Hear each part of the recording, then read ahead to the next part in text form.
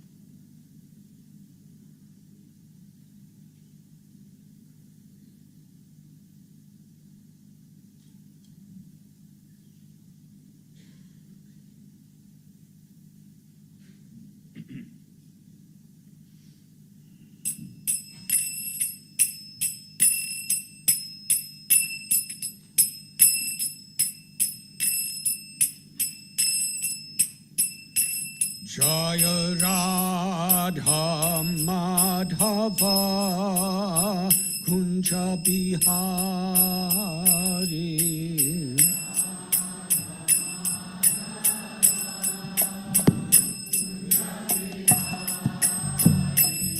Jaya Radha Madhava Kunja Bihari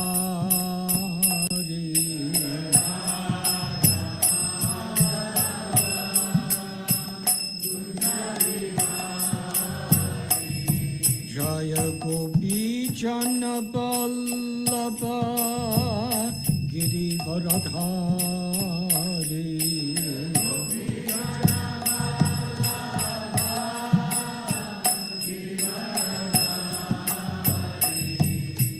Gopi Jana Vallabha Girivaradhari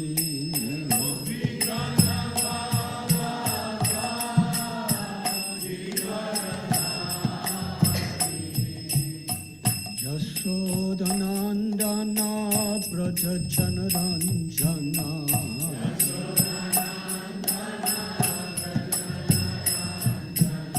Yashodanandana Braja Janaranjana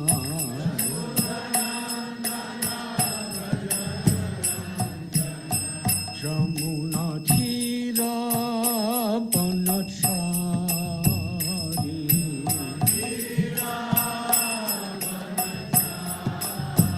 Jamuna Thira Banachari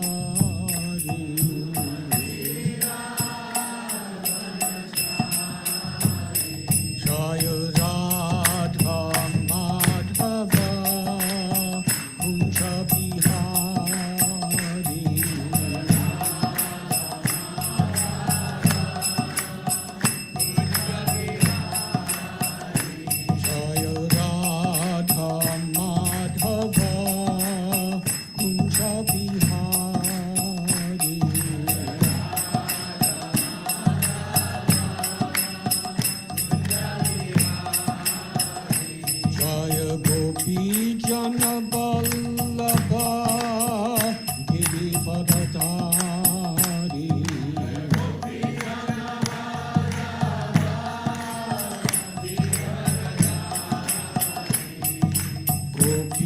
Jana Vallabha Girivadhari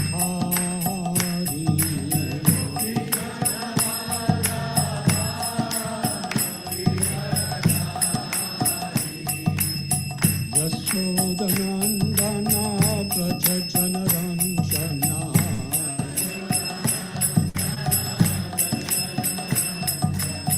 Yashodanandana Braja Janaranjana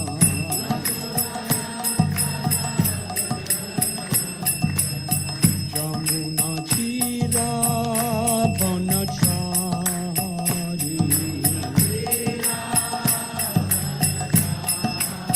Jamuna Tira Vanachari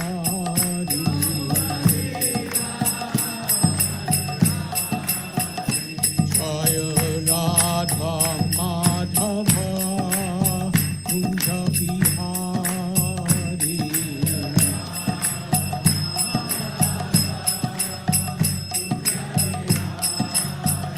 Jaya Radha Madhava Kunja Bihari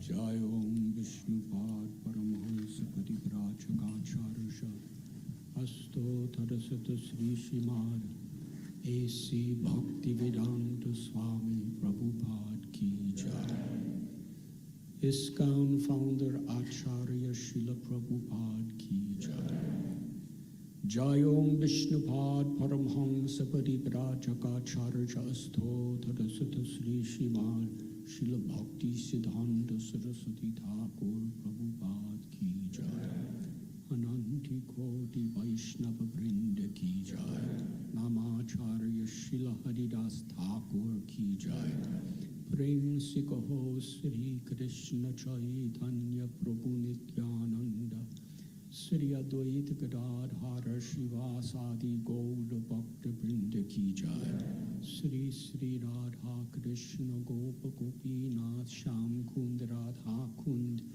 Giri Govardhan Ki Jai Sri Vrindavan Dham Ki Jai Sri Navadvip Mayapur Dham Ki Jai Sri Jagannath Puri Dham Ki Jai Sri Mathura Dham Ki Jai Sri Dwarka Dham Ki Jai Ganga Mai Ki Jai Jamuna Mai Ki Jai Bhakti Devi Ki Jai Tulasi Devi Ki Jai Samaveda Bhakta Vrinda Ki Jai Gaura Premanandi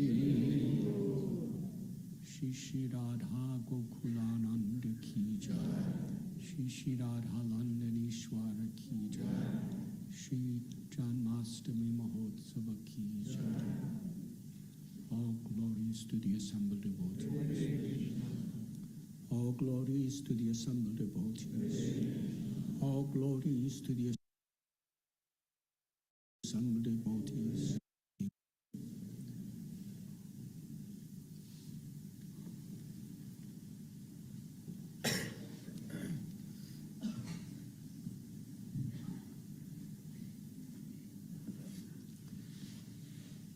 Om Namo Bhagavate Vasudevaya.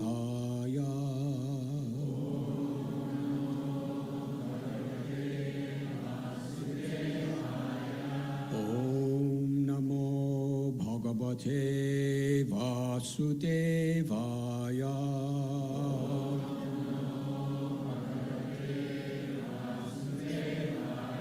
Om Namo Bhagavate Vasudevaya.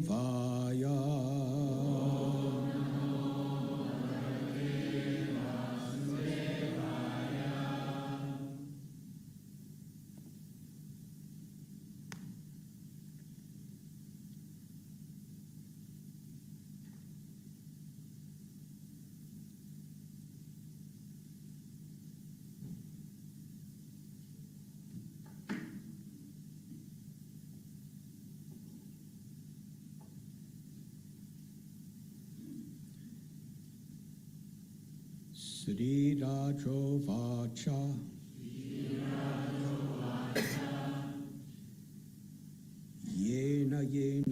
avatarena Bhagavan Harir Ishvaraha Karoti Karna Ramyani Manogyani Chana Prabho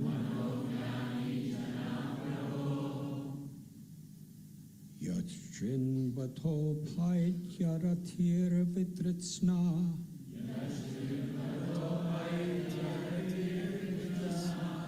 Satvam Chasudyat Yachari Nampungsha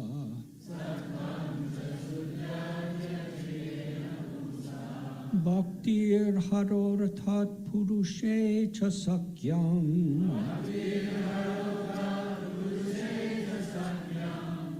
Tadeva Haram Vadamanyase Chet Sri Raja Uvacha. The king inquired from Sukadev Goswami. Yena yena avatarena. The pastimes exhibited by different various incarnations. Bhagavan, the Supreme Personality of Godhead. Hari, the Lord. Ishvara, the Controller.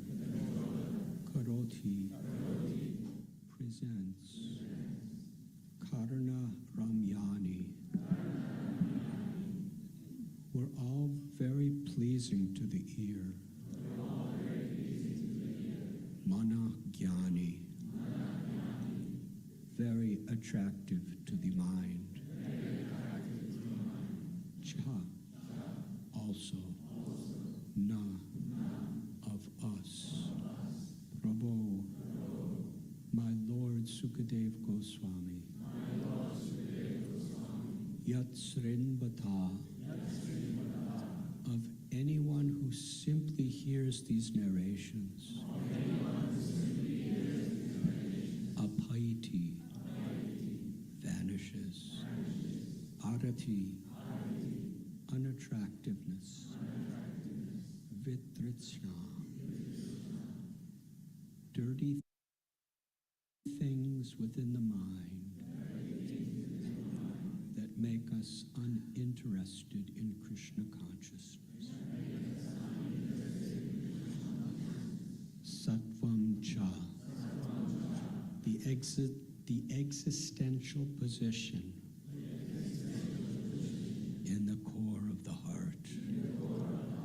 Sudyati, becomes purified. Achirena, very soon. Pungsha, of any person. Bhakti haro, devotional attachment and service to the Lord. Tat Purushe, with Vaishnavas. Cha, also. Sakyam, attraction to association. Tat eva, that only. Haram, the activities of the Lord, which should be heard and kept on the neck as a garland. Vada, kindly speak. Manyase, you think it fit. Chait, if.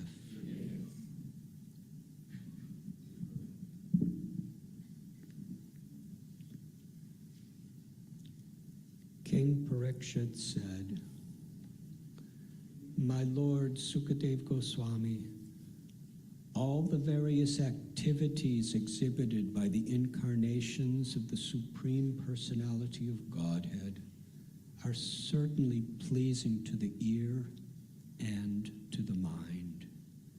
Simply by one's hearing of these activities, the dirty things in one's mind immediately vanish. Generally, we are reluctant to hear about the activities of the Lord.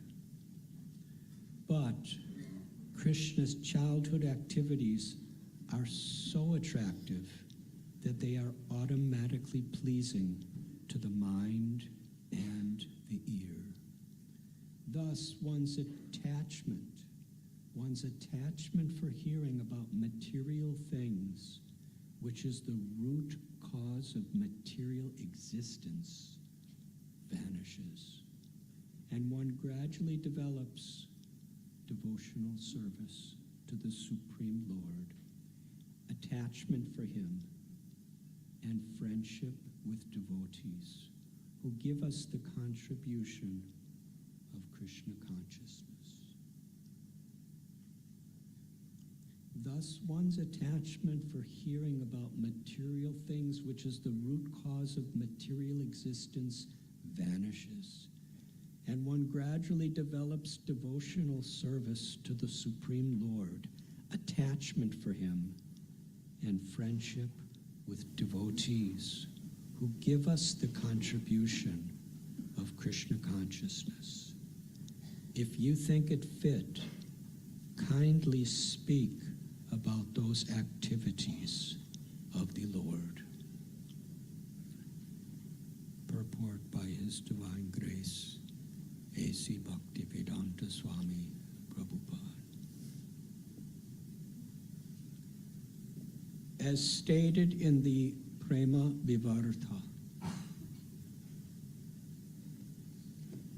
Krishna Bahirmukha Hoya Bhoga Vanshakare Nikatastha Maya Thare Japatiya Dare.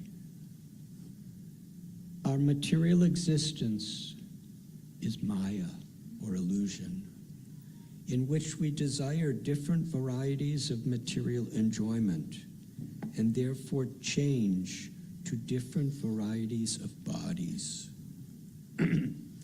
Brahmayan sarva bhutani yantra rudhani mayaya asan api kleshada asadeha. As long as we have these temporary bodies that give us so many varieties of tribulation, adhyatmaka, adibodhaka, and adidaivaka. This is the root cause of all suffering.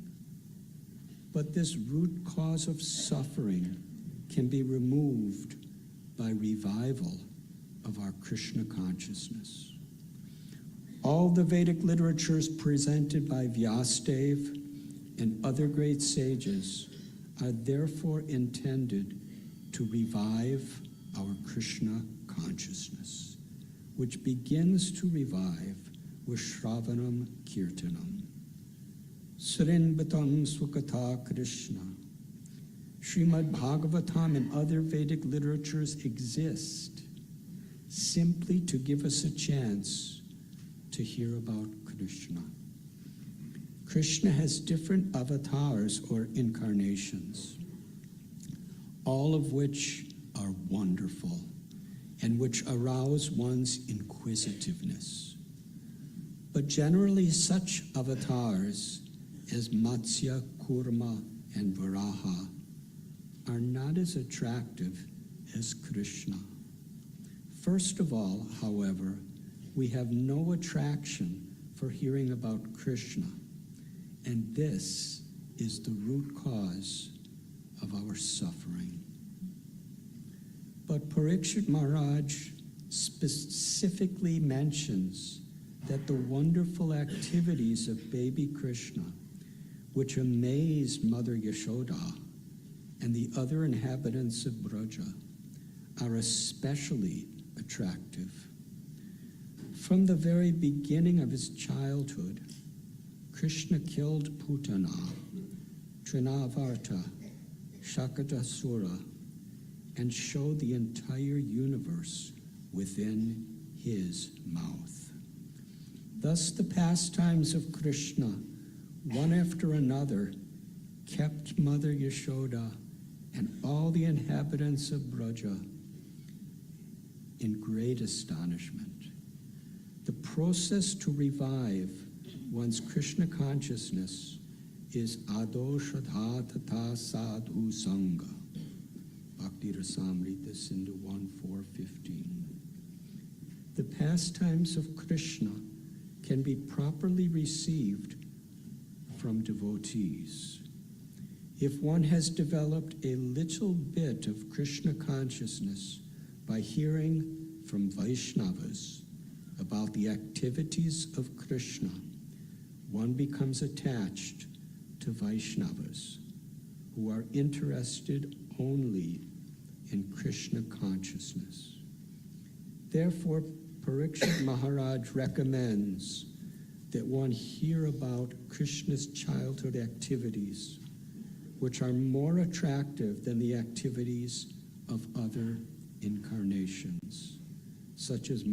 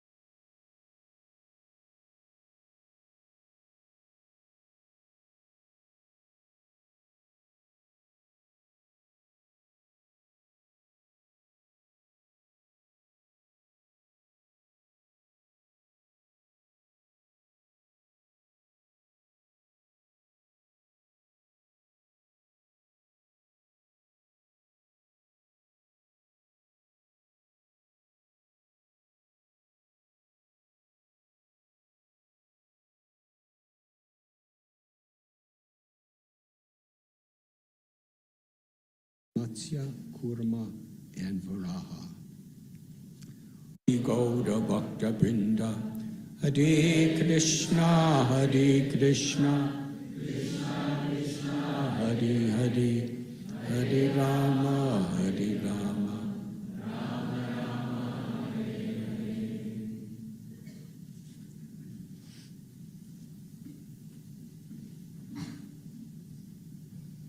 King Parikshit said, "My Lord Sukadev Goswami, all the various activities exhibited by the incarnations of the Supreme Personality of Godhead are certainly pleasing to the ear and to the mind. Simply one's hearing of these activities, the dirty things in one's mind immediately vanish. Generally, we are reluctant to hear about the activities of the Lord. But Krishna's childhood activities are so attractive that they are automatically pleasing to the mind and ear. Thus, one's attachment for hearing about material things, which is the root cause of material existence, vanishes, and one gradually develops devotional service to the Supreme Lord, attachment for Him, and friendship with devotees who give us the contribution of Krishna consciousness. If you think it fit, kindly speak about those activities of the Lord.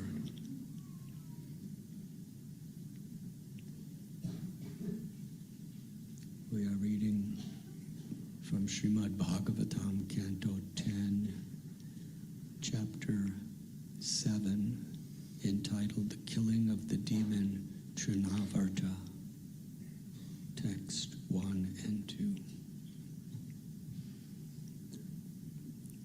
I am sincerely grateful to be with you at Bhaktivedanta Manor on this glorious holy day of Janmashtami.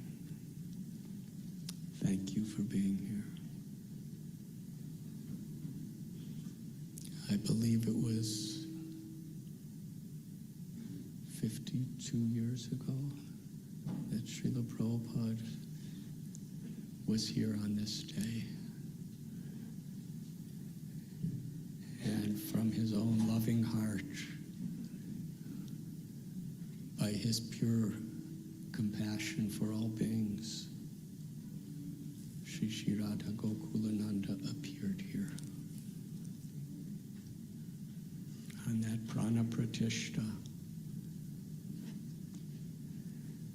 by Srila Prabhupada's all-encompassing love, Gokulananda,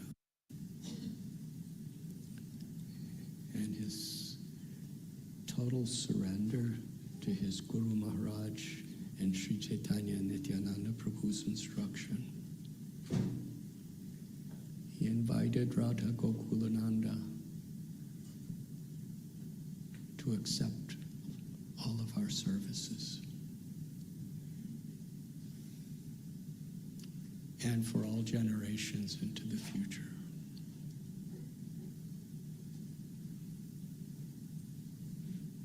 It is impossible for the human mind to properly grasp the significance and the glory of that event.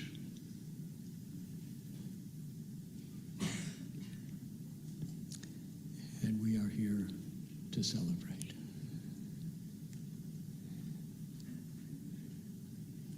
Janmashtami is the day when, by Srila Prabhupada's mercy, all over the world, millions and millions of people are coming together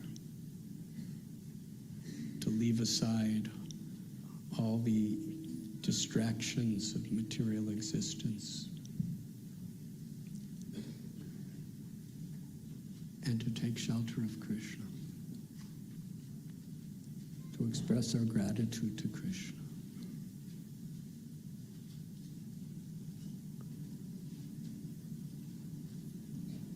Inconceivable that the cause of all causes takes birth. Aham sarvasya prabhavo matta sarvam pravartate iti matva bhajante mam buddha bhava samanvita. Krishna tells, I'm the source, the origin of all spiritual and material worlds. Everything, everyone emanates from me. The wise who know this perfectly engage in my loving service and worship me with all their hearts. Sarvaham Bijam Pratapita. Krishna is the Supreme Father of everyone. Sarva Karanam, the cause of all causes. Why does he take birth? And how is it possible for him to take birth?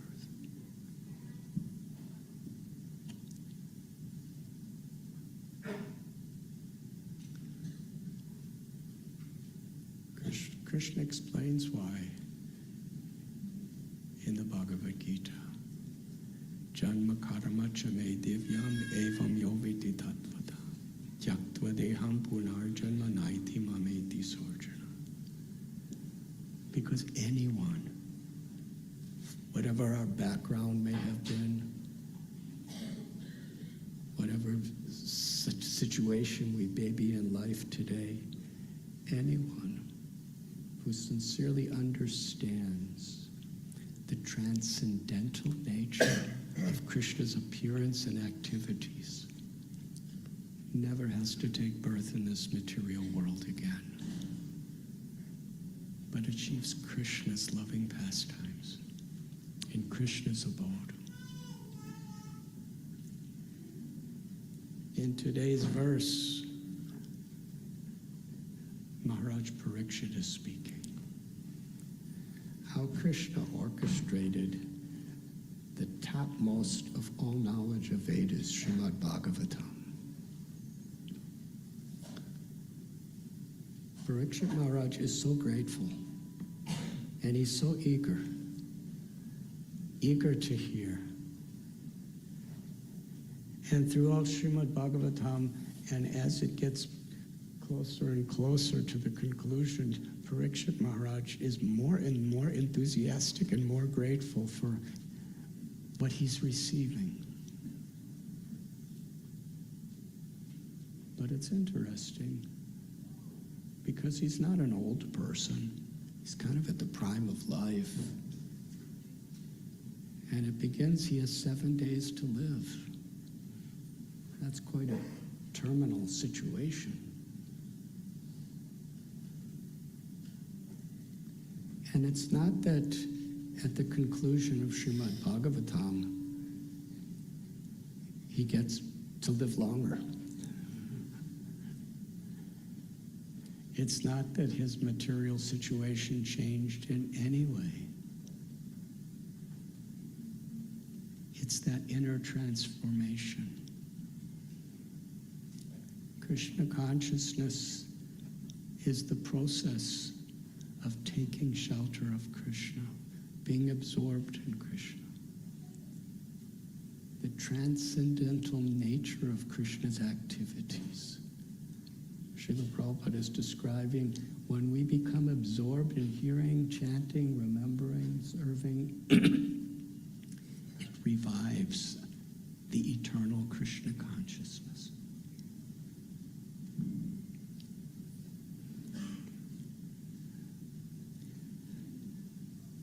This is known by everybody who has heard Srimad Bhagavatam, that Parikshit Maharaj begins his hearing of the narration when he has 7 days to live.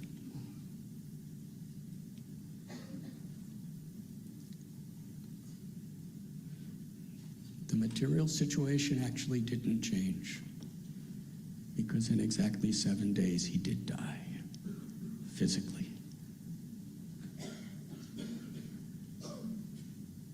So Krishna consciousness, taking shelter of Krishna, is not necessarily about changing our material situation in life. It's changing our consciousness. And actually, Parikshit Maharaj, he really didn't do anything bad. He just made a mistake. To be abused by a Brahmin in that way, to be cursed to die, he had every reason to be bitter and to be vengeful. But he saw this as an opportunity to take shelter of Krishna. So when things don't go right in our material life, even after we become devotees, that should never discourage us. Because that's really not what Krishna consciousness is about. It's about transforming our consciousness from material life to spiritual life. And we see throughout Srimad Bhagavatam, the more reversals there are, devotees see this as an opportunity to go deeper into Krishna consciousness, not lose faith in Krishna consciousness. Tatena kampam susamikshamano. This beautiful verse that Srila Prabhupada cited so many times, spoken by Lord Brahma. That we are given by the grace of the Lord the perfection of liberation, bhakti. When even in difficult times, we turn to Krishna, we take shelter of Krishna. It's difficult to be grateful when troubles come, to be grateful for the trouble. But we can be grateful that Krishna is there for us at this time. Kali Kale Namarupe Krishna Avatar. Krishna's descended in his holy names. And at any moment, he's fully accessible to us according to how we feelingly, attentively surrender our hearts to please him while chanting his holy names. And the Srimad Bhagavatam is an incarnation of Krishna. The Bhagavatam describes itself that when Krishna left the world to dispel the darkness of this age, he actually descended in the form of the Srimad Bhagavatam to give us light. And when do we feel the greatest need for the light? When there's darkness.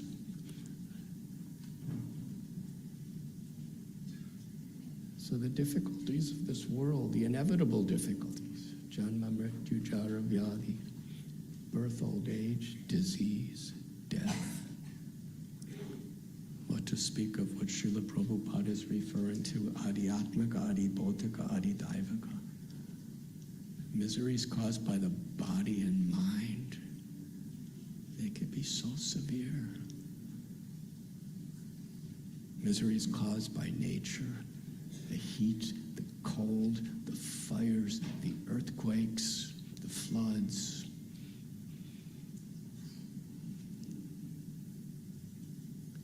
And miseries caused by other beings.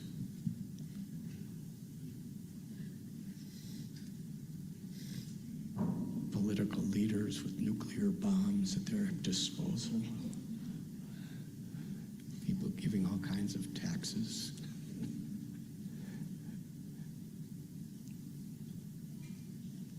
People who antagonize us, who hate us, persecute us, who are intent to destroy us. Then there's insects and lizards and so many living beings. And even among devotees, sometimes we hurt each other. We're not supposed to.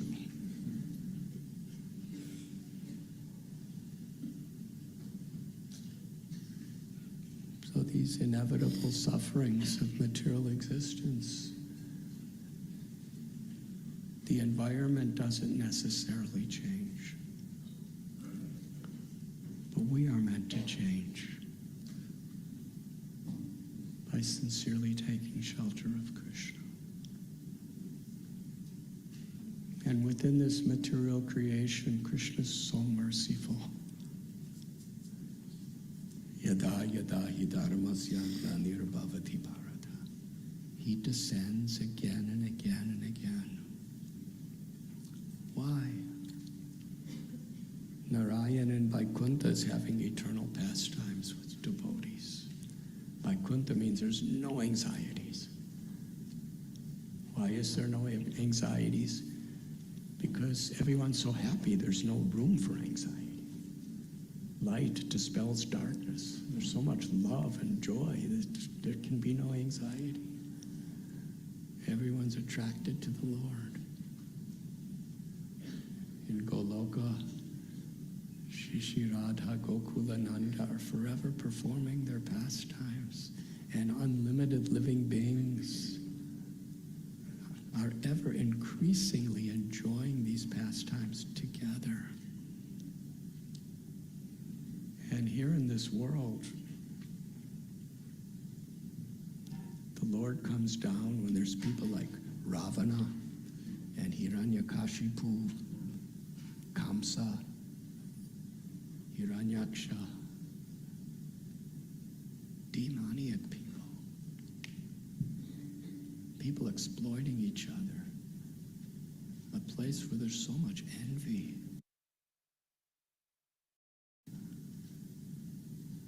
Why does Krishna come?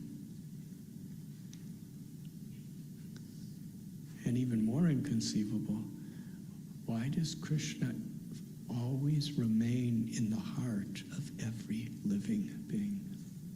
Suhridam Sarvabhutanam. As the best, most loving, well-wishing friend.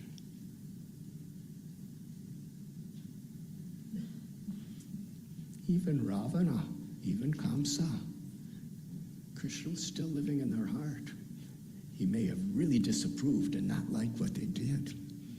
When Ravana stole Sita, still, he's the Paramatma in his heart. As his well-wishing friend. This beautiful verse that we chant together, Hey Krishna. Hey Krishna means we're crying out for Krishna. Hey, Karuna Sindhu. He's an ocean of compassion. Not the kind of oceans that we fly over on airplanes when we're going to some other continent. This is an ocean without shores and without a bottom. It's unimaginable. An unlimited ocean that has no boundaries, and yet it keeps expanding at every moment for all of eternity. This is the inconceivable nature of Krishna's karuna, or compassion. Dina Bandhu Jagatpate. He's the Lord of the universe. He's the proprietor of everything that exists. He's Atmarama. He's completely self-satisfied. He's Rasa Vihari. He's having most ecstatic pastimes in the spiritual world. But yet he's the friend of the most fallen people. People who have abandoned him. People who for countless births have been envious, exploitative, who have chosen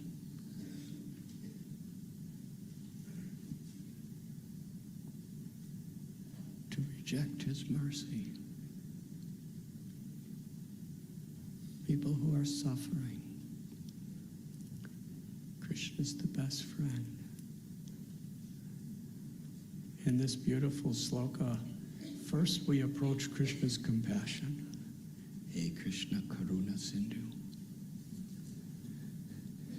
Then we recognize in his compassion, he's the dear, most well-wishing friend of the most fallen. Within our hearts, within his avatars, and from the hearts of his devotees, and through his holy names. When we really can appreciate this with gratitude,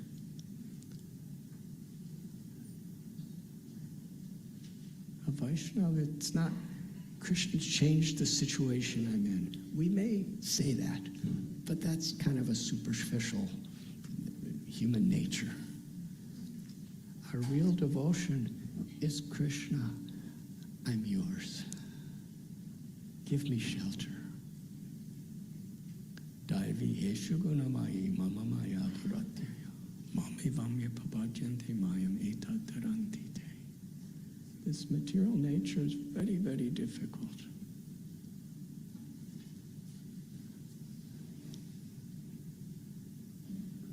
But one who takes shelter of me, Krishna doesn't say, when you take shelter of me, material nature changes.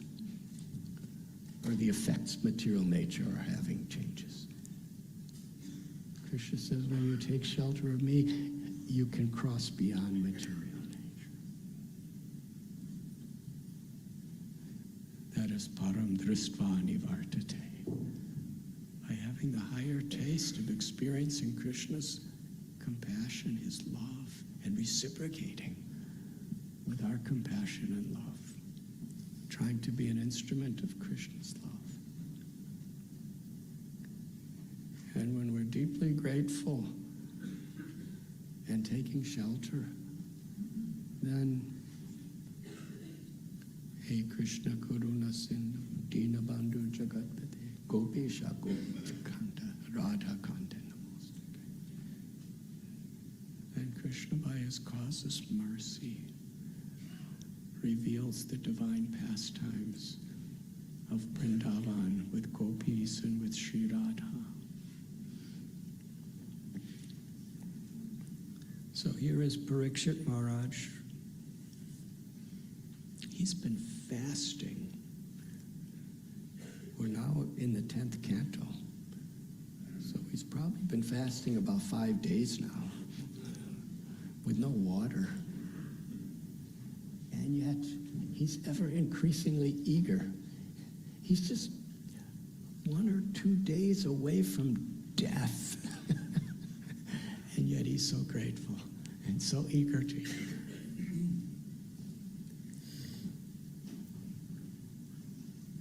So Parikshit Maharaj is setting the stage by which we can adjust our own consciousness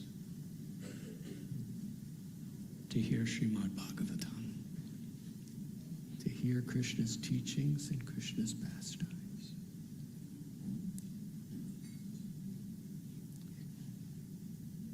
The way Krishna appeared in this world, we celebrate Janmashtami with so many flowers and beautiful feasts. Well, of course we fast, but we're offering so many feasts and we're dancing. And the idea of fasting is just to focus our complete attention on giving pleasure to Krishna. And Janmashtami, by Srila Prabhupada's mercy, all over the world, millions and millions of people are coming together. And it's such a wonderful day to take the opportunity to attract so many others. Here at Bhaktivedanta Manor, I believe today and tomorrow, there's 60,000 tickets that have been given. And there's little times of the day where people without tickets could come.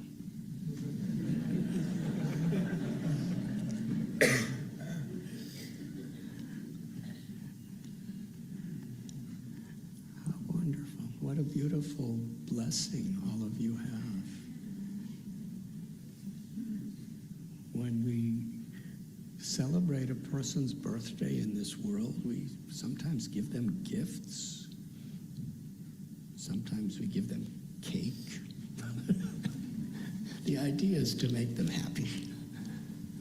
The idea of a birthday is whoever the object of the birthday is, everybody centers around to make them feel really important and really loved and really happy.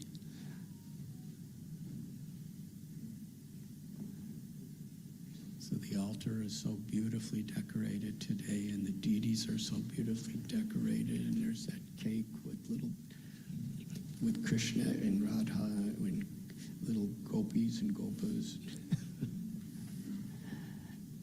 And thousands of people coming. But our birthday gift to Krishna here is devotees are joyfully making great sacrifices to bring more and more and more people to come to see Krishna. Not only are we making Krishna happy, much chitamat Katha prana, when we are discussing Krishna and chanting his holy names together and sharing among devotees the joy of Krishna consciousness. It is explained here by Parikshit Maharaj, and Srila Prabhupada so beautifully expands on it, that the root cause of material existence vanishes and one gradually develops devotional service. This is when we develop an attachment for hearing about Krishna. Attachment for him and friendship with devotees. Krishna's pleased when we have friendship with one another. But in this material world, there's at every moment imminent reasons to fight. For there to be enmity and envy. That's permeating the entire atmosphere. Kali Yuga means the age of quarrel and hypocrisy. That's everywhere.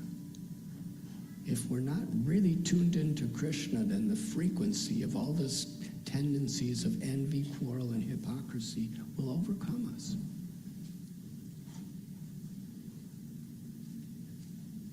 Temporarily, we can have we see in the world today, temporarily people can make truces when they're fighting and all of that. But it usually comes later again, in another way. It's inevitable.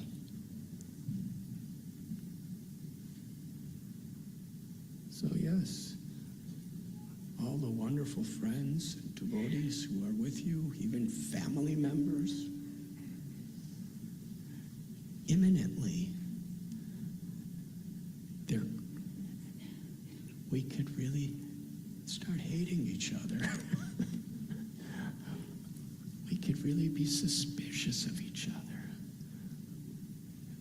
And material energy is in due course of time gonna give us every reason to do so.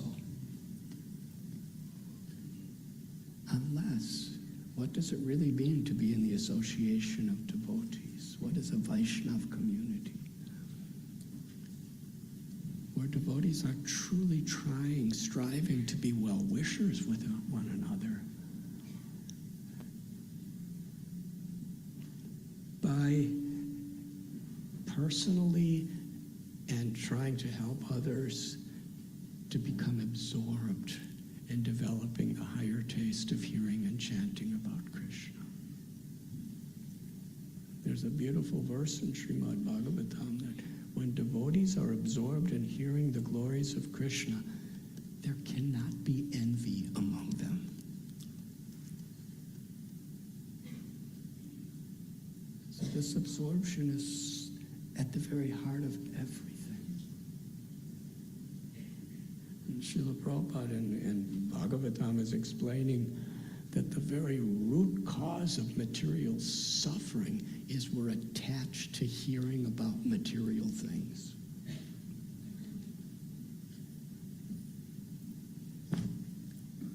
So why would devotees want to gossip when they understand this principle? That the root cause of all suffering for you, for me, and the whole creation is our attachment to hearing about these material things. Are we going to wait for all material things never will. We have to choose to be absorbed in hearing about Krishna, hearing about the goal of life, and pleasing Krishna. So Janmashtami here at Bhaktivedanta Manor is so glorious. Not only are we gathered together to hear about Krishna and chant Krishna's holy names, but there is almost limitless opportunities to serve, to make the devotee community happy, celebrating Krishna's birth. And by working so hard in so many ways to attract thousands and thousands, tens and thousands of people to come and find a connection to Krishna and Vaishnavas.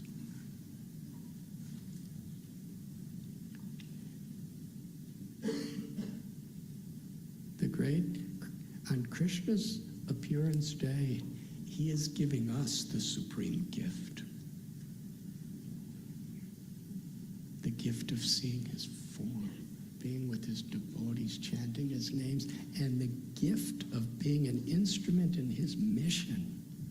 He descends to show mercy to the fallen souls. And Srila Prabhupada is allowing us to assist him. When Srila Prabhupada was on Jaladuta, heart attacks, seasickness, total uncertainty as far as material situations. And when he arrived at the harbor in New York, it didn't get better. It was even more mysterious. He got a bus ride to Butler, Pennsylvania, to be with a little family in a town that nobody ever heard of until last year. Except devotees and people in Butler. Nobody knows where Butler is. But now everyone does because some news that happened last year. But when he was there, he came to establish a worldwide mission. There was no facility, no purpose there. And then he came to New York and he described he was wandering like a homeless vagabond. Those are Srila Prabhupada's own words. But yet, he was so excited, so enthusiastic, so grateful to be trying to give Krishna to others. That's how much he wanted to give Krishna to others, even to one person. What a gift we have. Together, on this day, we could inspire Krishna consciousness in tens and thousands of people's hearts.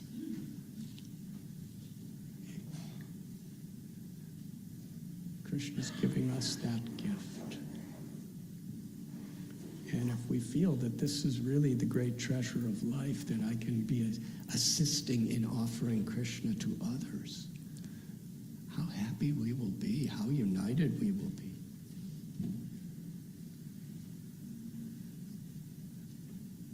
But this deep-seated tendency of janasya mohoya mahamameti, of I and mine, putting myself in the center, it's very difficult.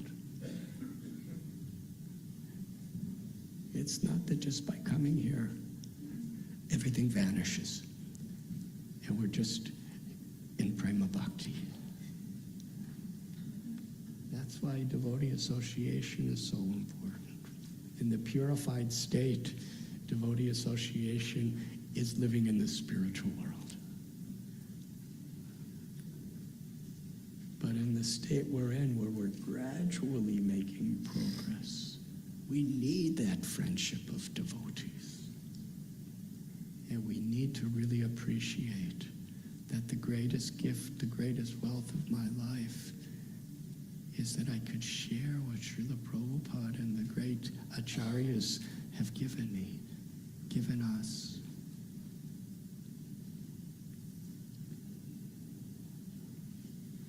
Krishna appeared in Mathura in a prison cell. And Vasudeva and Devaki, even after Krishna appeared, they still had to live in prison. And why did they keep having babies?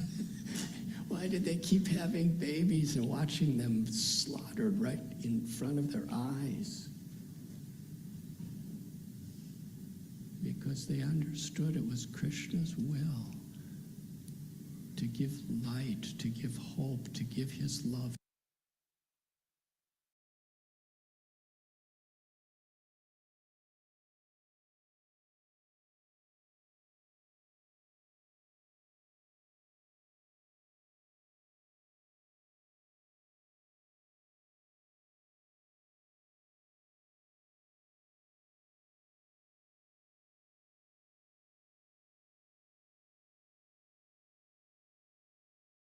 To the world, and they wanted to be instruments to make this wonderful festival at Bhaktivedanta matter. So maybe you have to deal with so many people and crowds and so many things going on.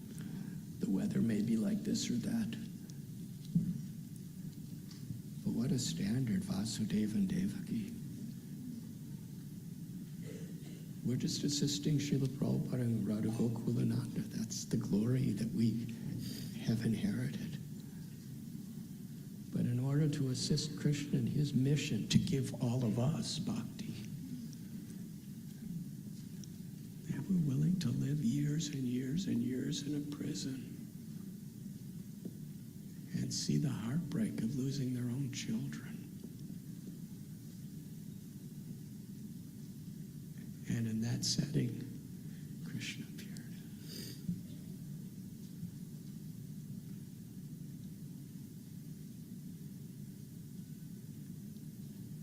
Sukadeva Goswami describes that Bhumi, Mother Earth,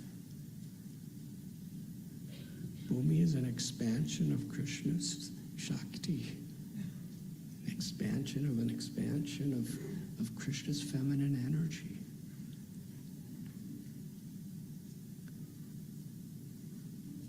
Bhumi was being exploited.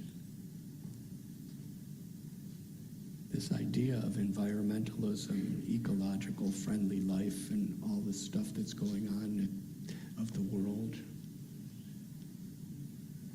it really has its essence of understanding the importance of it from the story of Krishna's appearance. Bhumi was crying because she was being exploited. And why was she so disturbed by being exploited? Because when she's being exploited, innocent children of hers are suffering. So she took form of cow. And she approached Lord Brahma. She approached the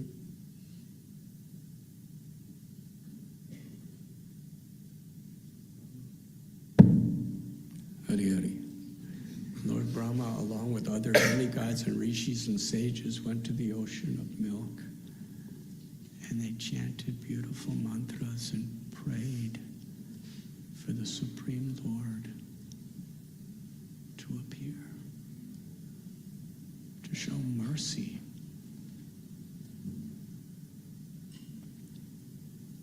Mother Earth takes the form of a cow, and she's crying tears from her eyes because she's seeing the children of the earth are suffering so much due to all this fighting and greed and arrogance that people have.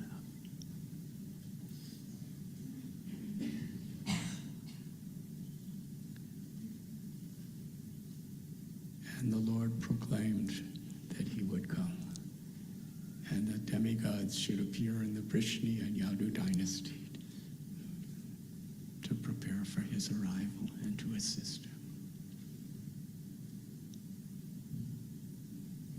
And on this day, according to our acharyas, if we had many, many hours, I'd love to speak. But the Harivamsa, the Gopal Champu by Jiva Goswami, describes very deeply the appearance of Lord Krishna. Sukadeva Goswami in Srimad Bhagavatam is giving the essence of the story. But Krishna appeared simultaneously in Mathura. He appeared in that Narayan form. He appeared in Gokul Mahaban as the son of Yashoda and Nanda in his form of a little beautiful little baby child. And Jiva Goswami describes that Devaki, upon seeing the beautiful form of Narayan and offering prayers, they loved him as God, but still, he actually appeared from her womb, so she had deep motherly love for Lord Narayan. And in her motherly love, she wasn't thinking, you are the absolute truth, so nothing can harm you. She was thinking, you are the absolute truth, but I'm afraid Kamsa may harm you. That's the nature of love. It's beyond knowledge.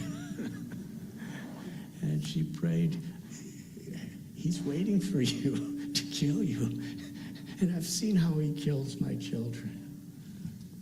Please disguise yourself like a human so we can hide you.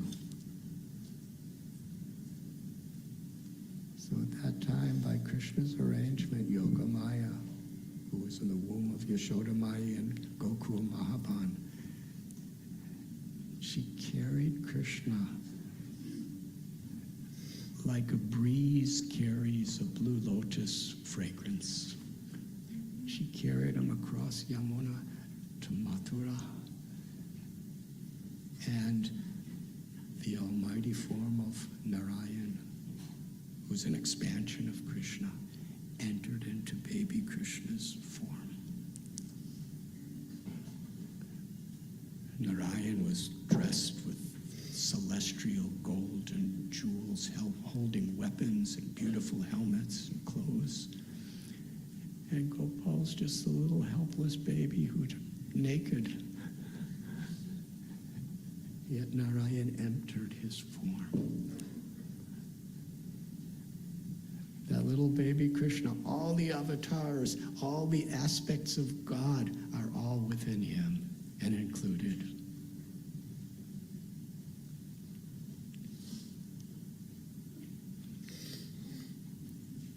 And suddenly, the chains that Vasudeva and Devaki were bound to, they opened. And the door opened of the prison. And all the guards and everyone else in Mathura fell asleep. And Krishna told, before he became baby, he told Vasudeva to bring him to Gokul, to the bed of Yashodamai. So he lifted baby Krishna. And even then, it wasn't that easy. It was actually Krishna's journey home. He was going back to Vrindavan. And he's an infant born minutes before.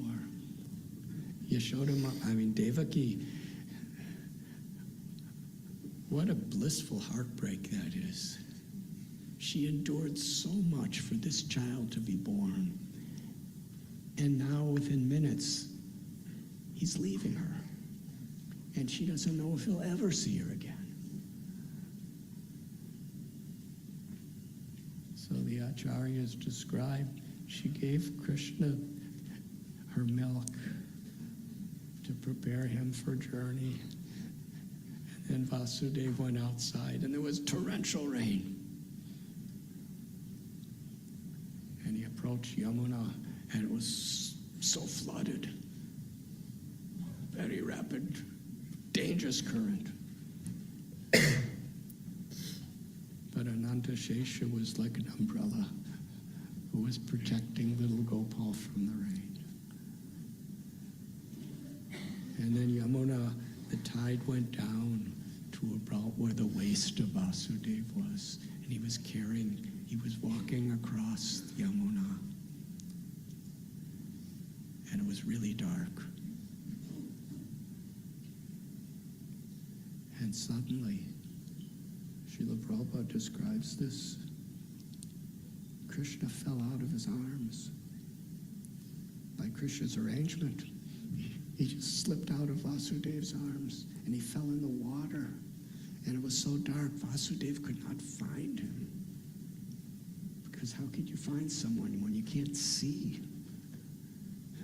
The Yamuna water was swirling and swirling and swirling, and he was frantic.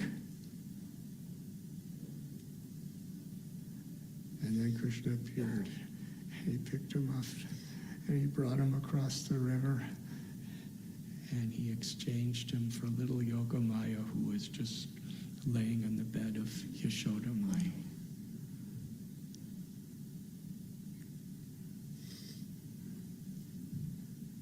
Such a challenging story.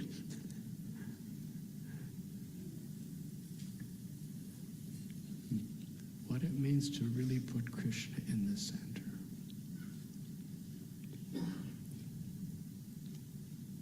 But when we put Krishna in the center, in this spirit, Bhaktaram Yagyatapasam Sarvalokamaeshwaram Suradam Sarvabhutanam Gyatvam Shantim Richtati. Supreme peace, supreme happiness, supreme love. The quality of consciousness is the search for happiness. The trees are growing, seeking happiness. The grass is growing, seeking happiness. And the trees and the grass are dying, seeking happiness. When a mosquito bites you, he's actually, he or she, I don't know, they're seeking happiness. Everyone is seeking it. To strive for happiness and to avoid distress is the nature of consciousness in every form, because that's the nature of the soul. Anandamayo Vyashat. Krishna is eternally happy, and we are part and parcel of Krishna. We are seeking the happiness of feeling Krishna's limitless love and loving Krishna. Samsiddhir Haritoshana. True happiness is in pleasing Krishna. But when we're disconnected from the experience of that happiness, we have to try to find happiness somewhere. And that's the material experience. And because of the utter, inevitable failure to find sustainable happiness in this world, we try to find it in mukti and just erasing all desires and all attachments.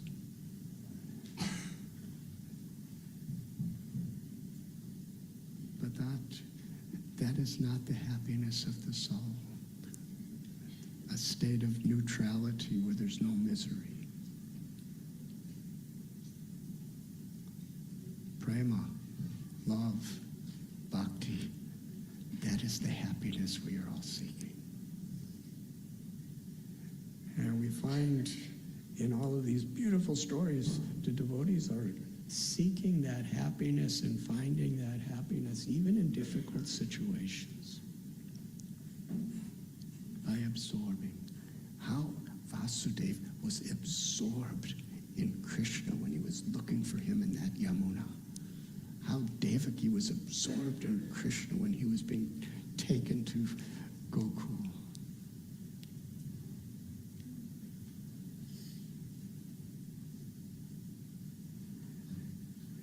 In Vrindavan,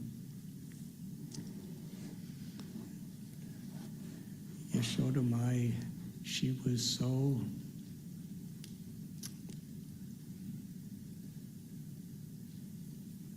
enchanted by Yogamaya potency that she didn't remember even giving birth. She actually gave birth to Yogamaya and Krishna. Not like people in this world give birth. They were inside, they came out. But she slept through the whole thing. And when she woke up, there's little baby Krishna laying next to her. She opens her eyes, and there is Gopal, the essence of all beauty, the essence of all love. Yashoda Mai's transcendental ecstasy as she took Gopal into her arms, gazed into his beautiful moon-like face, his lotus-like eyes, his nose like a little sesame flower, his lips like bimba fruit, his every limb the very essence of beauty and charm. And in Krishna's little glance upon her, he was infusing her heart and her soul with unlimited love. And in that love, Krishna is giving her the feeling that he's completely dependent on her.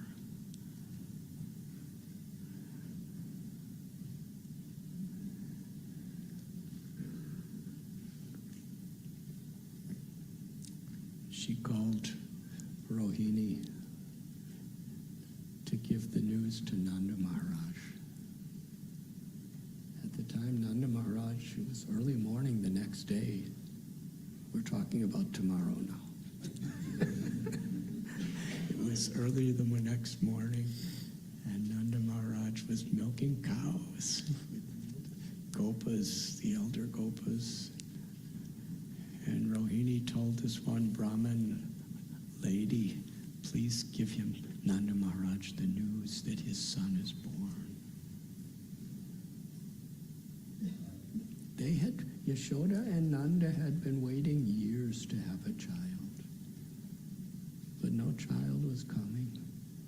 It was the consciousness of the entire Braj Bhumi. When will Nanda and Yashoda have a child?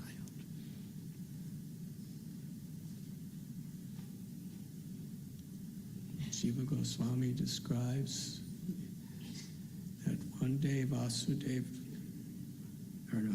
Nanda Maharaj was speaking to Yashoda Mai, and he said, I'm getting these dreams again and again, this dream where there's a most beautiful little baby child, a little son, and he describes his complexion is like a newly formed rain cloud or like a blue lotus.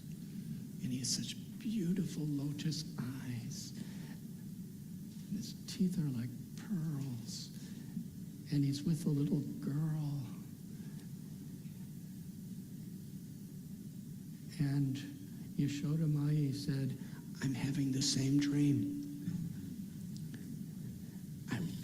I can't think of anything else day or night than being the mother for this child.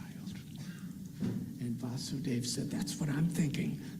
I can't give up the longing to be the father of this child. And they were living in that intensity of longing. And then the Lord appeared to both of them in dreams simultaneously and said, I am coming into your womb to be your child. So now Yashodamai calls Rohini, and this Brahmin lady goes to the place where the cows are, and she's in so much ecstasy she couldn't talk. Nanda Maharaj and all the cowherd men, they stop milking the cows and they see this very esteemed Brahmin, elderly lady. Why have you come? She can't talk. All she could do is cry. Cry in happiness, speechless in happiness. And they're, why are you like this? And somehow or other, finally, words came from her mouth. Nanda Maharaj, your son is born. Won't you come and see him? As soon as she spoke those words, Nanda Maharaj and all the cowherd boy men began to dance and celebrating Janmashtami.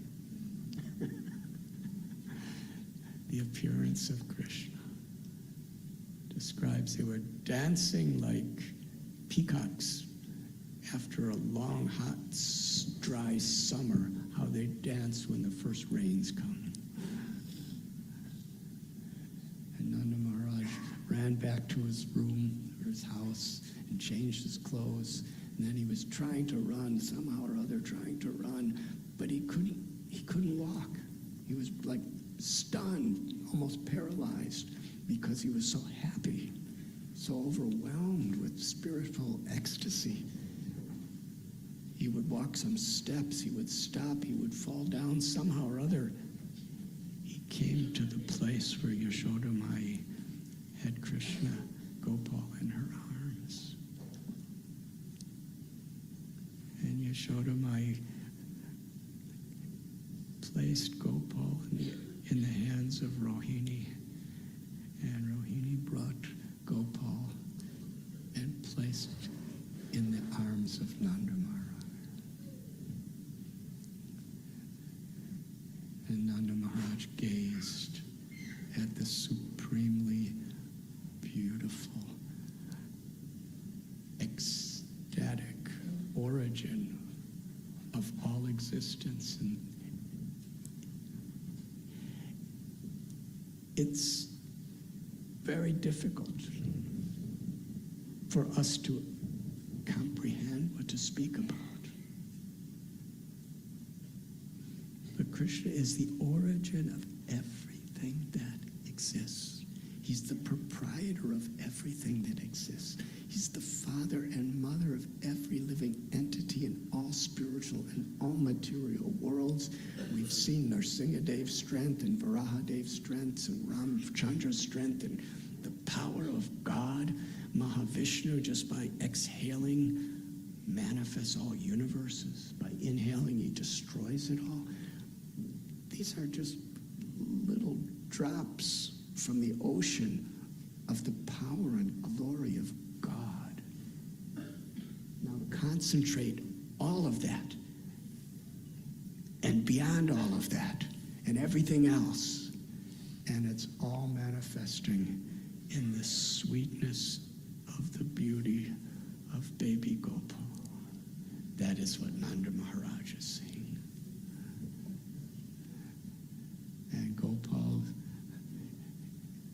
is permeating Nanda Maharaj's heart with this feeling that I'm completely helpless and dependent on your love. Like Yashodamai, Nanda Maharaj simply cried and wept and held Krishna to his heart and gazed at his beautiful form. And then there was the glorious celebration of Nandotsava. somehow or other, by Krishna's grace, little Gopal, every Brijabasi, they didn't have to be notified. Within their hearts, they could feel that same ecstasy of Nanda and Yashoda, that our Gopal is born.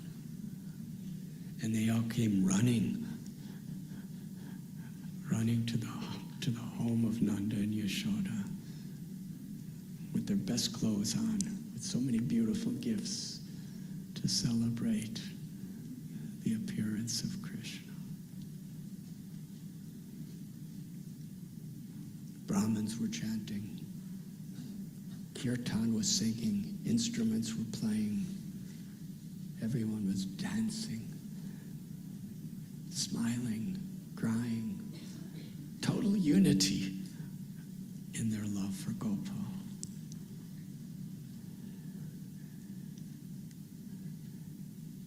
And it's on the day of this ceremony of Nandotsava that our beloved Srila Prabhupada appeared in this world. The day when, for all time, the celebration of Gopal's appearance. And Nandotsava is not the Janmashtami that happened in Mathura in the prison cell. Nandotsava is the celebration of Nanda, Yashoda, and the Brijabasis in Gokul. Such a contrast.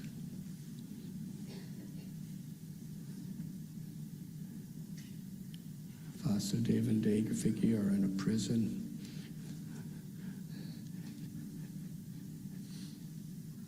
And in Vrindavan, the Brijabasis are all dancing and singing, celebrating Krishna's birth. So on this most joyous occasion, when Krishna reveals the eternal pastimes of Vrindavan to the world, Srila Prabhupada is born. 1896. And that same year, Srila Bhakti Vinod Thakur, he sent an English composition that he had wrote about Lord Chaitanya's life and teachings. For the first time, he sent to universities and colleges and libraries in various parts of the world, including McGill University.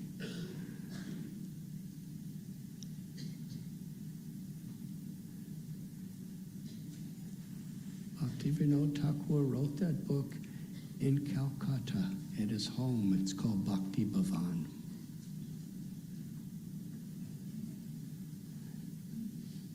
He built that home. That was his primary place where he set up his first printing press. And he wrote so many of his literatures and so many of his songs there. It's the primary place he preached to people from Calcutta. It's the primary place he raised his own children. And with this book that he sent in 1896 all over the world, he also had a letter, and the return address was Bhakti Bhavan in Calcutta. So it's such an important place. And Srila Prabhupada would often say with great happiness that Bhakti Vinod Thakur spread this teaching of Lord Chaitanya on the year that I was born. And I'm happy to tell you that as of April of this year, ISKCON has been given the care of Bhakti Bhavan.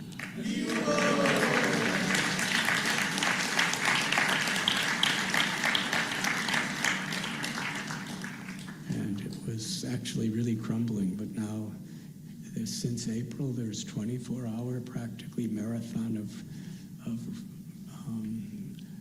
renovating it.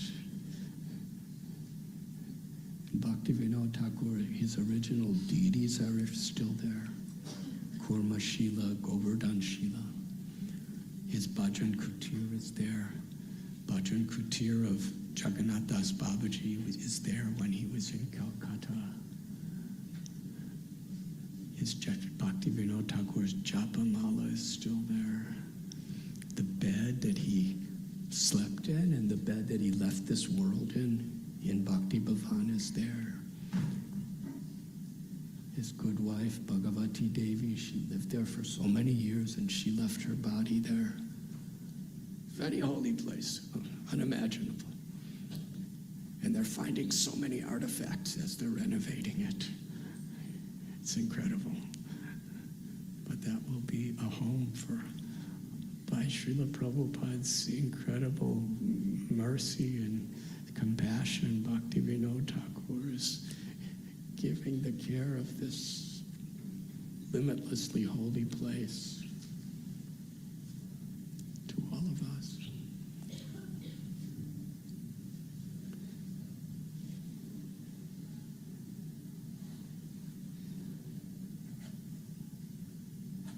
Yes, Srila Prabhupada being born on this most auspicious event of Nandotsava is spreading the glory and the joy of Krishna's appearance in this world, all over the world, today and forever.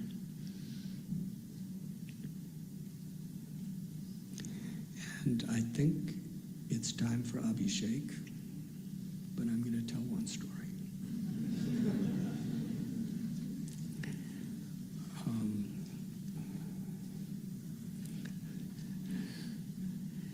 In this verse that we're reading today,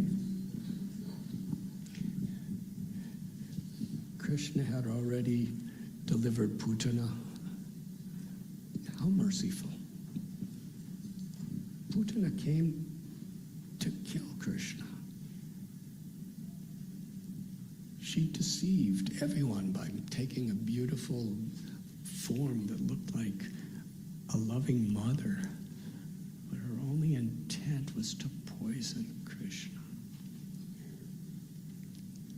And little Gopal, he didn't change his form. So different than other avatars. Nrsingadev, to protect Prahlad, how he appeared with his nails. He ripped open Hiranyakashipu. And he appeared as a massive boar to slay Hiranyaksha. And for Ravana, Lord Ramchandra, the most mighty of all princes, he shot him in the chest with an arrow and dried his life force. But these demons that Kamsa was sending were as powerful or more powerful than all the asuras we read about in other incarnations.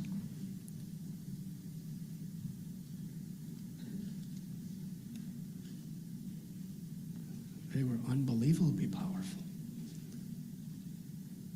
Every one of these demons that were coming to Vrindavan, there wasn't any demigod that could even face them. And Krishna's, he was only a few days old when Putana came. He seemed so soft and vulnerable to the Brijabasis. And when Krishna, she gave him her milk, so he just took it. He didn't grow. He didn't have weapons. He's just a little baby drinking her milk, and that's how he killed her. And not only did he kill her, but he gave her eternal liberation of being his own mother in the spiritual world. What other avatar does like that to the worst of all demons? And Sakatasura, he was really a terrible demon. He came like a ghostly form into this cart to crush Krishna. And little Gopal, he's just 3 months old. she's laying under, Yashoda Mai saw that he was tired, so she laid next to him. And Srila Prabhupada explained this is the tradition of love, that the mother, whenever the child is tired, she lays next to the child so the child feels the shelter of the mother when the child's going to sleep. And that's such nice sleep. So she lays next to him until he's totally sound asleep. Then she gets up and starts, it was a festival, the Uttana festival. So she was greeting guests. And Krishna knew that this horrible Rakshasas in this cart. And Krishna cries for his mother. He wakes up and he cries for Yashoda.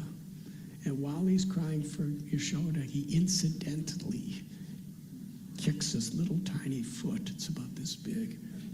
And it touches the wheel of the cart. The whole cart is, and Sakadasura is dead.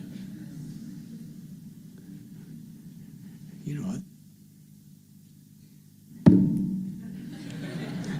something like that. There would have been a great war. There would have been a battle. But Gopal isn't even thinking, I'm going to kill the demon. He's just crying for his mother because he's hungry. And just while he's crying for his mother, he kicks his foot and kills him. And then Mother Yashoda is feeding Krishna, and Krishna opens his mouth, and she looks in mouth, and she sees the whole universe. And then the story of Krishna eating dirt.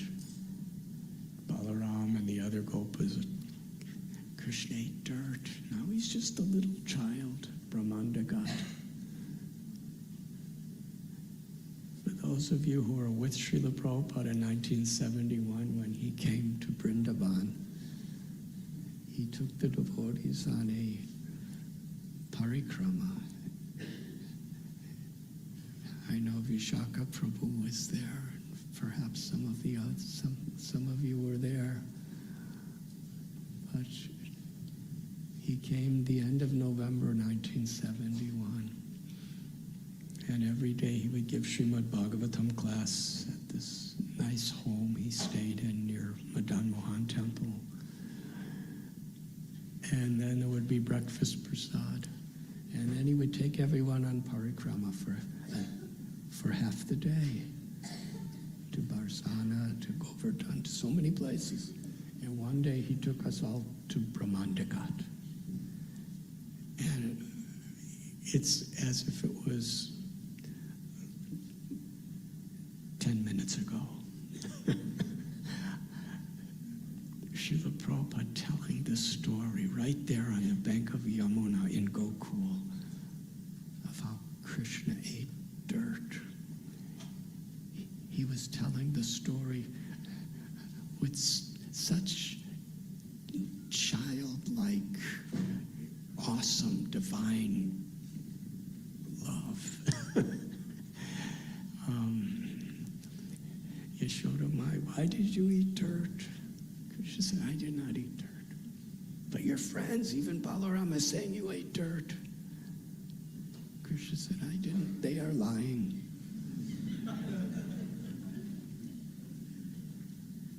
Look at my mouth. She looked into his mouth. But he did eat dirt. And she would be so overwhelmed with anxiety that my child is going to get sick if he eats dirt. He couldn't reveal the dirt to her, but the dirt was there.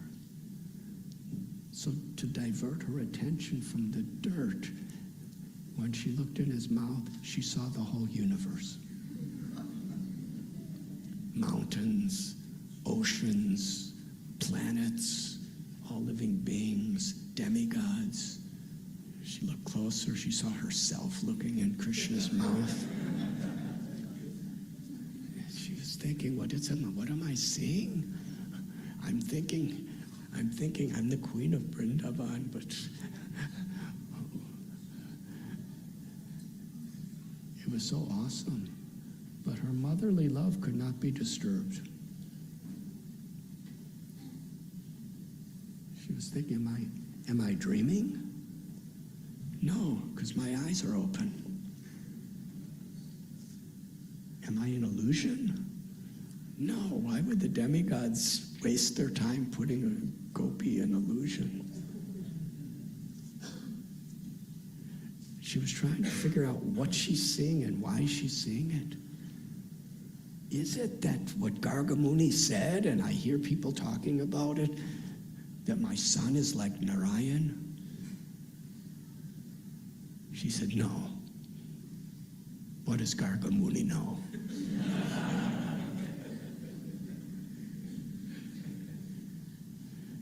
When my child is hungry, he cries until I give him my milk. When there's thunder or lightning, my child is so afraid he won't stop crying until I embrace him and kiss him. My child steals butter. And then when he's asked, he lies and say he didn't steal it. Narayan doesn't cry. Narayan's not afraid. Narayan doesn't lie. Let anybody say whatever they want, but I know the truth, and Krishna knows the truth, and that's good enough. And what is that truth? That he is only my son, and I am only his mother. Even seeing the universe right there in front of her eyes, in his little mouth. Now, how does the universe fit in a mouth this big? That's Achintya. When we speak about the greatness of God,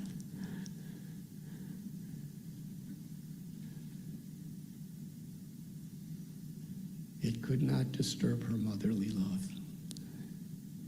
And then Krishna closed his mouth and smiled, and Yashodamai embraced him, fed him milk. And now we're about to read about Trinavarta. Trinavarta was sent by Kamsa, such a demon.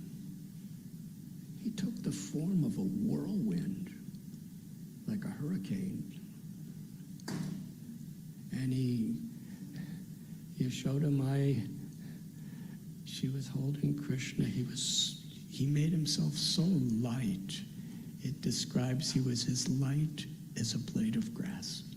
And Yashodamai is moving around. It was actually, Krishna was 1 year old at this time.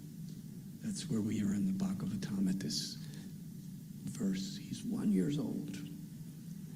And Yashodamai is they're celebrating, and she's receiving guests. And Krishna all of a sudden starts getting heavy. So she puts him down. And suddenly Trinavarta, the wind becomes so overwhelming. The dust raises from the ground, and literally no one can see anything. It's total havoc. Trinavarta, extremely, inconceivably powerful, man-eating Rakshasa, he lifts up Krishna, and Krishna is again as light as a blade of grass. And with such incredible speed that no rocket ship can compare to. He's going up, flying upward, higher and higher and higher into the heavenly skies. And meanwhile, Yashodamai is trying to find Krishna, but she can't see anything. And all the birds, she's crying out. She's feeling so guilty. She put him down, and now she can't find him. And then the wind is blowing, and the dirt is everywhere, and it's dark, and Krishna could be in danger, yet she can't find him.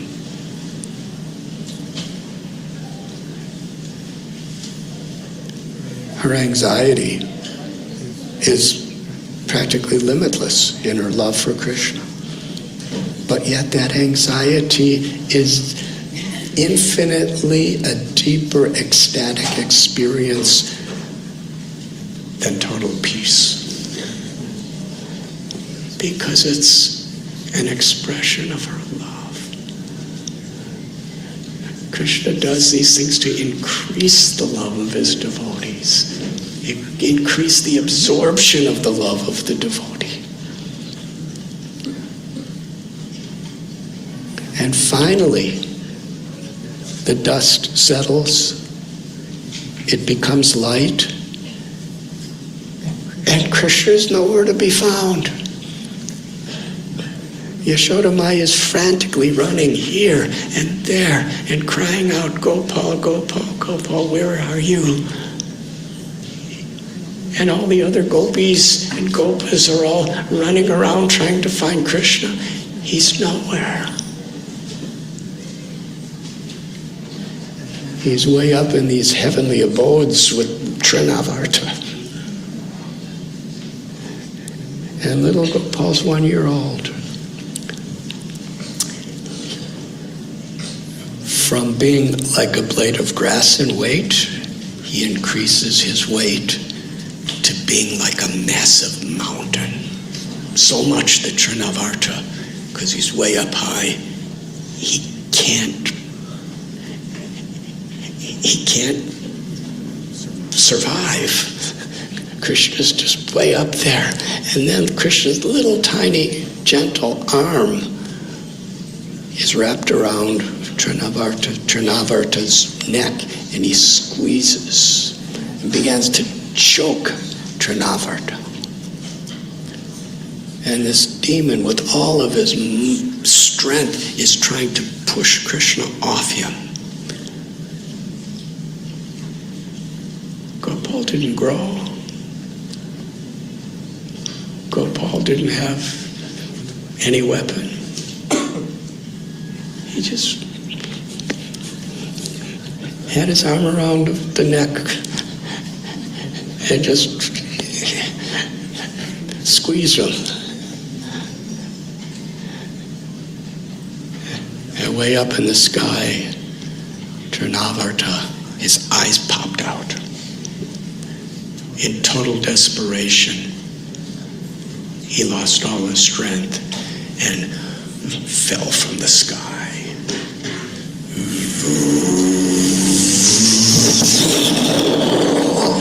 Hit the ground on a big rock in Gokula.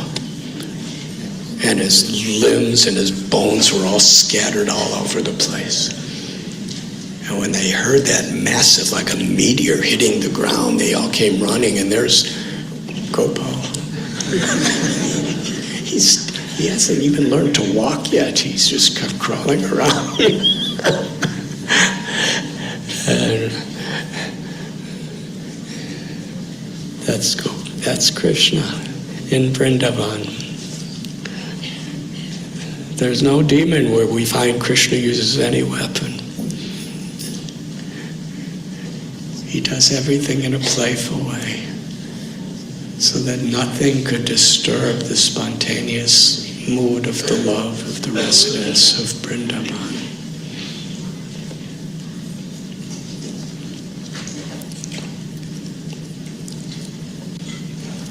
And we're speaking about some of the Vatsalya Rasa, when Krishna grows a little more, how he plays with his friends as an equal. Krishna loves to be defeated in wrestling, even defeated in games. And just to show that his little friends have defeated him, he'll carry them on his shoulders, to show I am defeated, he is victorious. They're jumping together, they're laughing together, they're playing together. Every game that has ever been has its origin in Krishna's play with gopas. And gopis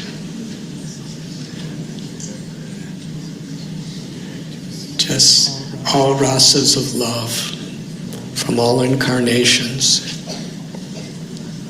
are all included in the love of the gopis for Krishna.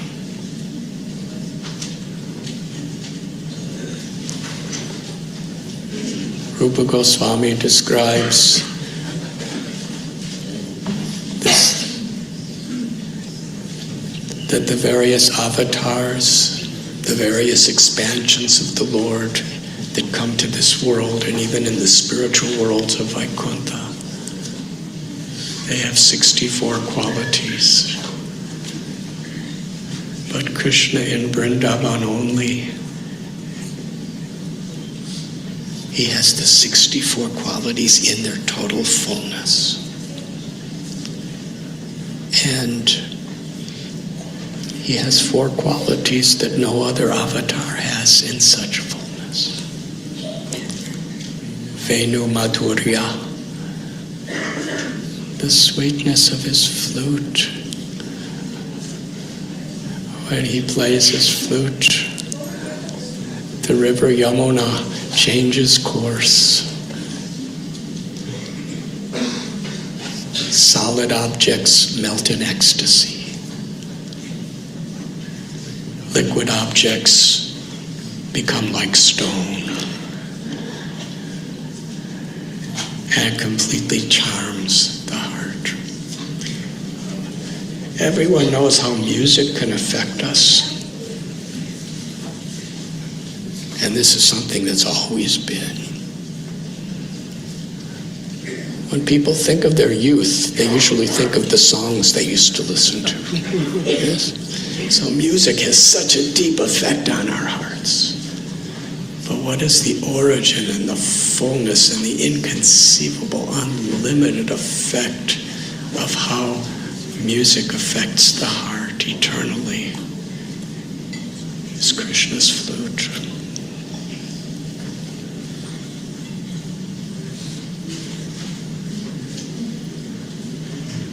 And Rupa Madhurya, the beauty of Krishna's form. And Lila Madhurya, the intimacy and love of Krishna's pastimes. And Prema Madhurya, the inconceivable, supreme exchanges of love with Krishna's devotees, which culminates in Sri Radha and Gopi's love.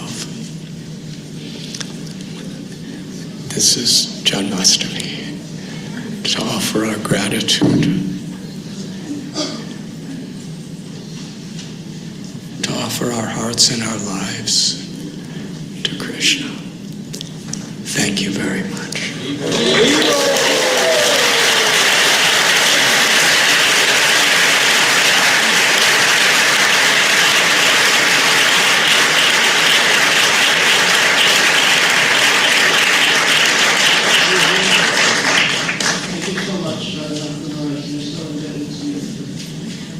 Janmashtami in living color before our very eyes and hearts. With 3 loud high bowls out of gratitude to Maharaj, please.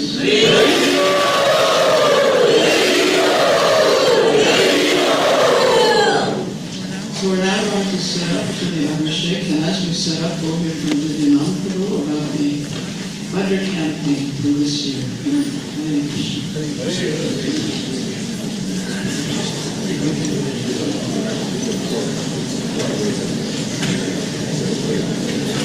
This side so they can set up. Hare Krishna, everyone.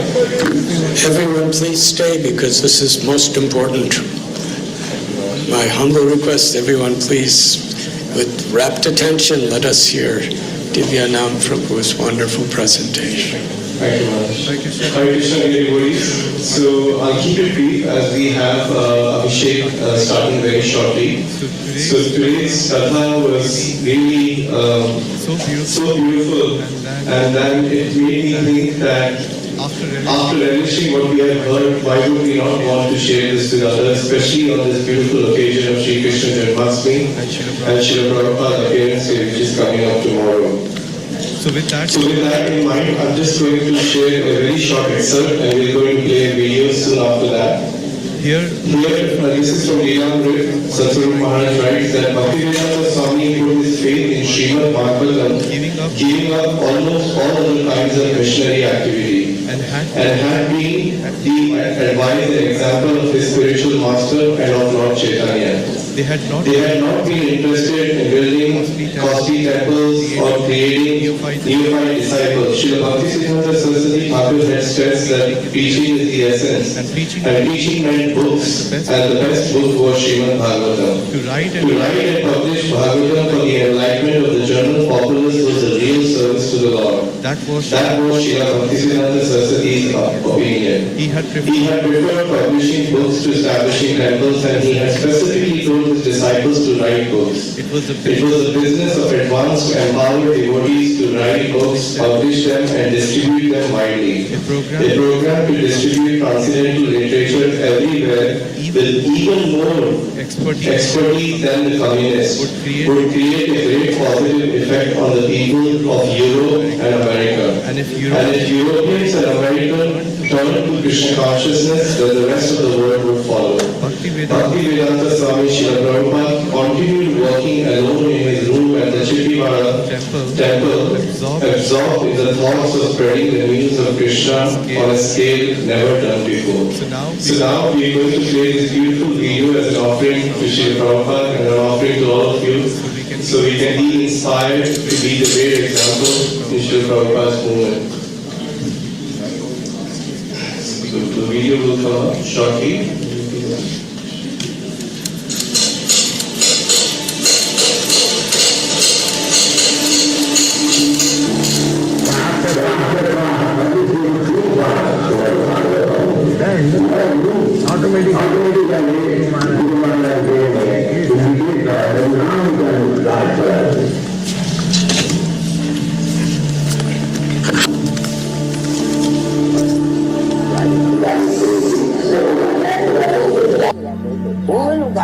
What will you do then?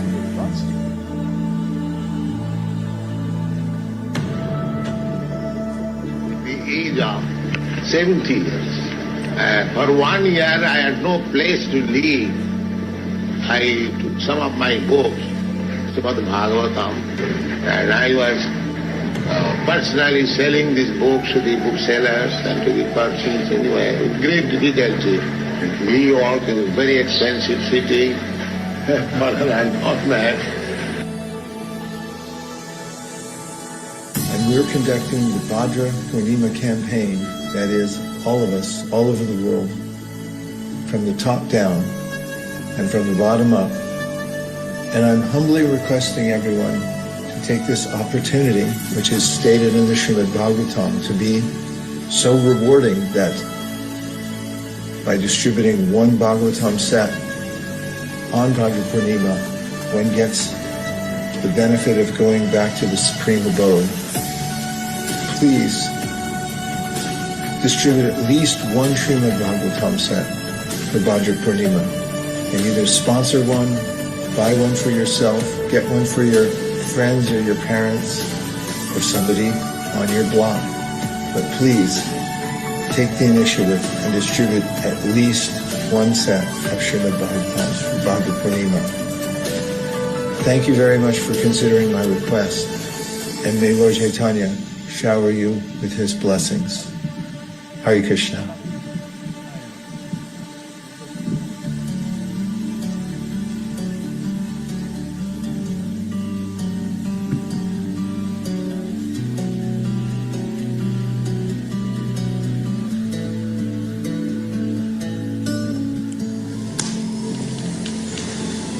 And he says, karma hetu.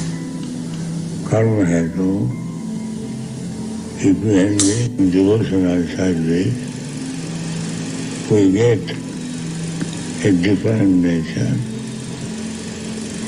And if we engage in the business of sense gratification, we get all different.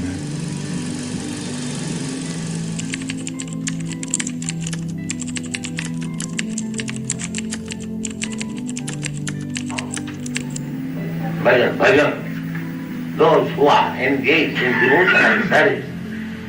What kind of devotional service? Priti purvakam, with love and affection. One who is engaged in devotional service of the Lord, in love and devotion. What is the symptom of love? Love. The symptom, the prime symptom, most important symptom of love is that the devotee wants to see that his Lord's name, fame, etc. become widespread. He wants to see that my Lord's name be known everywhere. This is love. If I love somebody, I want to see that his glories are spread all over the world. And Krishna also says in the Bhagavad Gita, Nacha tasmat manusyeshu kaschit me priyatirtam. Anyone who preaches his glory, nobody is dearer to him than that person. Everything is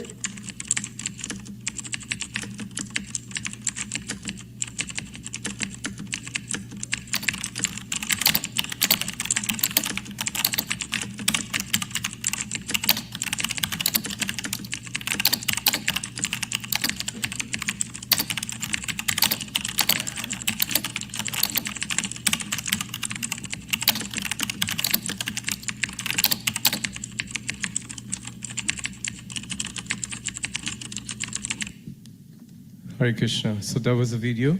So I now humbly request Maharaj to kindly come, Maharaj, so they can set up the Janmashtami. If you're okay to speak from here, they're requesting me. We can have you come from there, Maharaj. So while Maharaj is coming down, I just wanted to mention that last time when Maharaj gave the class, we distributed 28 sets of Srimad Bhagavatam that day. And so it's because of Maharaj's mercy. So today is on a special occasion on Janmashtami and Srila Prabhupada's Vyas Puja. We have this beautiful deity of Krishna, as you can see here. So anyone who takes a set of Srimad Bhagavatam today, they will get this beautiful deity. And also Maharaj touched these beautiful wristbands to his heart, which is infused for the love for Srila Prabhupada and Srimad Bhagavatam, and we have those bands available in our tent. So please come there. Our tent is entitled Mission Possible, although it says impossible, but we are trying to show to the guests who are coming that how Srila Prabhupada made something which was impossible possible for the whole world by taking Srimad Bhagavatam to the West and spreading it widely. So with that in mind, you have various opportunity. You can invite your friends and family and guests. We can present the Bhagavatam to them in the tent. Or you can also personally come and take a set if you don't have. We have nearly 65 organizations who we have called, and they are very keen to have Srimad Bhagavatam. So you can come collectively with a friend. Together you can sponsor a set, and we will place it in this organization on your behalf. But more importantly, we just want to give it a try to help distribute some sets of Srimad Bhagavatam over the next 2 days. The devotees in the tent have a goal. Yesterday, Keshav Maharaj very kindly came and encouraged us that 200 sets we can easily do. So with that hope, we will try and distribute at least 200 sets. But I can just see in this room, we have nearly 500 devotees. So even if everybody tried distributing, or 2 devotees together try to distribute 1 set, that's 250 sets of Srimad Bhagavatam done just like that. So that's my request. I'm now going to pass the mic to Maharaj just for the final few words. And we want to thank Maharaj for being such an advocate of not only taking Srimad Bhagavatam to his heart, but sharing with all of us wherever he goes. So we are so grateful, Maharaj, that you're walking this earth and making us feel so happy in your association and being here on Janmashtami and on Srila Prabhupada's Vyas Puja. Thank you very much, Maharaj. Hare Krishna.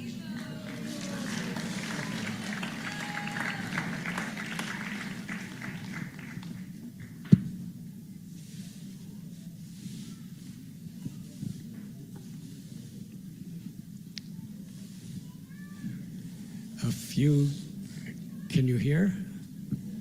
A few years ago, I was in South India, and I was with some very special guests, and Shyam Sundar Prabhu also, and they were resting, and early morning I was chanting japa along the seaside. And I was just walking, and I came upon a monument. Are you all excited? Please be excited, please. It was a beautiful carved monument. And it was written on it, "This is the place where His Divine Grace A.C. Bhaktivedanta Swami Prabhupada left on the Jaladuta from India to the west." The name of the city is Kochi. He boarded Jaladuta in Calcutta, but then it went down to the south through Kanyakumari and then came back up, and on the western coast in Kochi, which is today in Kerala, it stopped there. And that's where Srila Prabhupada in 1965, at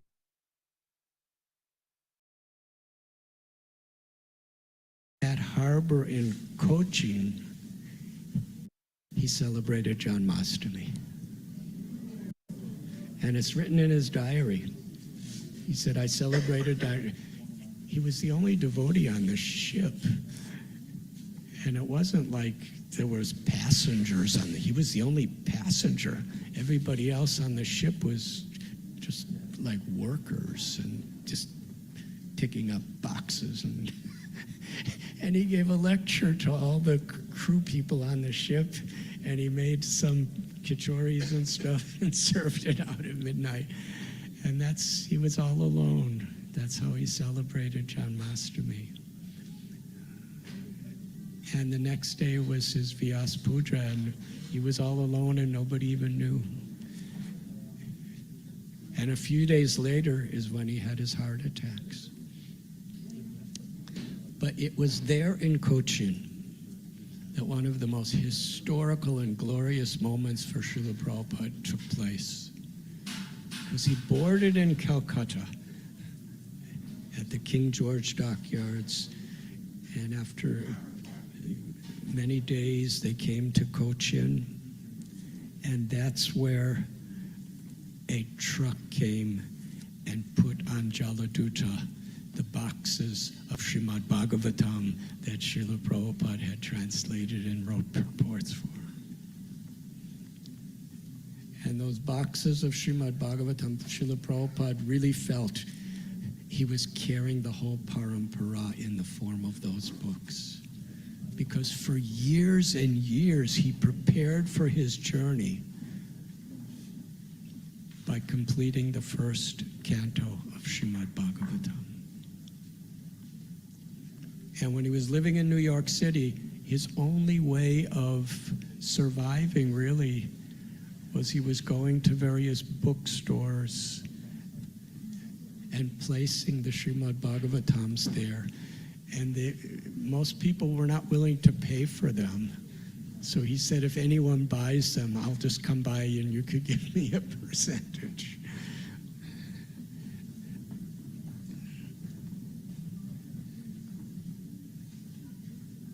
And from that point, as we have seen from Divyanand Prabhu's wonderful presentation, Srila Prabhupada,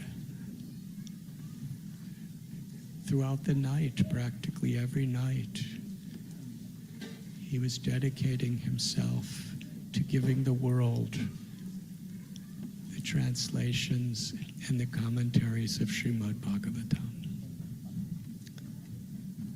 Sri Chaitanya Mahaprabhu is the personification of Srimad Bhagavatam. In fact, in Srila Prabhupada's introduction, he tells a life story of Sri Chaitanya Mahaprabhu, because he was the personification of Srimad Bhagavatam, and his mission was to spread the glories and the conclusions of Srimad Bhagavatam. Today is Janmashtami. we want to offer a gift to Krishna. What has Krishna given to us? 100% everything. He's given us our bodies, he's given us our families, he's given us ability to speak and to think and to love. He's given us our food, he's given us the sunshine, he's given us Srila Prabhupada. He's given us Vaishnava association, he's come as Radha Gokulananda to attract our love in our hearts. On this day of Janmashtami, in deep gratitude to reciprocate with Krishna's great compassion, we have this opportunity to offer Krishna something that will be so dear and pleasing to him. To assist Srila Prabhupada by distributing his life's work. Srila Prabhupada's life was completely dedicated to distributing the message of Srimad Bhagavatam to the world. So let us, on this very, very holy day, offer this gift to Radha Gokulananda, Radha Landanishwar, or whatever Radharani and Krishna that we worship. Let us offer this heartfelt gift by distributing Srila Prabhupada's ecstatic purports to the whole world. And such a beautiful chance. His Grace Vaisheshika Prabhu and Nirakula Devi, they have given their whole hearts. They're distributing thousands of sets of Srimad Bhagavatam. And Vaisheshika Prabhu is such a glorious person and this wonderful, glorious Vaishnav. Like with a begging bowl, he is speaking to us, asking us to distribute one set of Srimad Bhagavatam. He's begging us to do it on behalf of Srila Prabhupada. But my humble request is, let us fill his bowl and distribute so many sets of Srimad Bhagavatam, each one of us. Thank you very much.